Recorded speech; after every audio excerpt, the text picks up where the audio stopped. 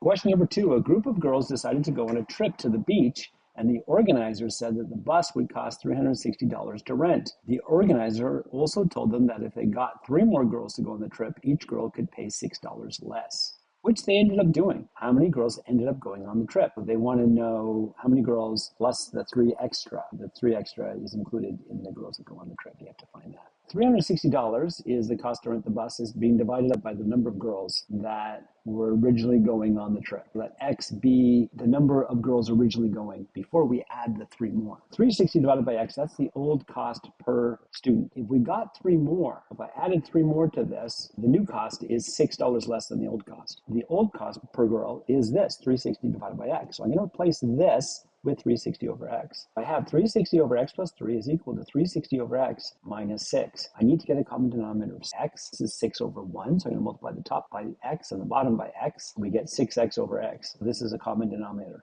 I can put it together. 360 minus 6X over X. I'm going to cross multiply. The X is going to come up here, multiply the 360. The X plus 3 is going to come across here and multiply the 360 minus 6X. Before I do that, notice that this 360 is a multiple of 6, 360 is a multiple of 6, and 6 is a multiple of 6. So I can divide both sides by 6. I'm going to divide both sides by 6. I'm not dividing the denominators. I'm only dividing the numerators by 6. So that's going to give me 360 divided by 6 is 60. 360 divided by 6 is 60 again. And negative 6x divided by 6 is negative x. It makes the question a lot easier to do that. Now I'm going to cross multiply the x plus 3 this way, and the x is going to come up and multiply the 60. We're going to have 60x is equal to x plus 3 times 60 minus x. Then it's FOIL time. The x multiplies the 60, giving us 60x. The x multiplies negative x, giving us negative x squared. The 3 multiplies the 60, giving us 180, and the 3 multiplies negative x, giving us negative 3x. Add your like terms together. Subtract 60x from both sides immediately. That'll just make everything a lot easier. So subtract 60x. We get 0 is equal to negative x squared minus 3x plus 180. I just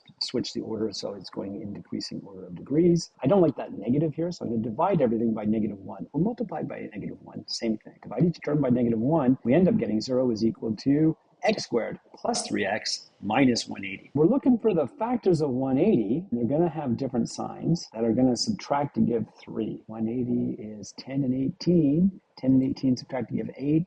That doesn't work. How about 12 and 15? That works. I'm thinking 15 and 12. The bigger is positive. 15 minus 12. They have different signs to make a negative here, but the larger is positive to make a positive here. Plus 15 minus 12.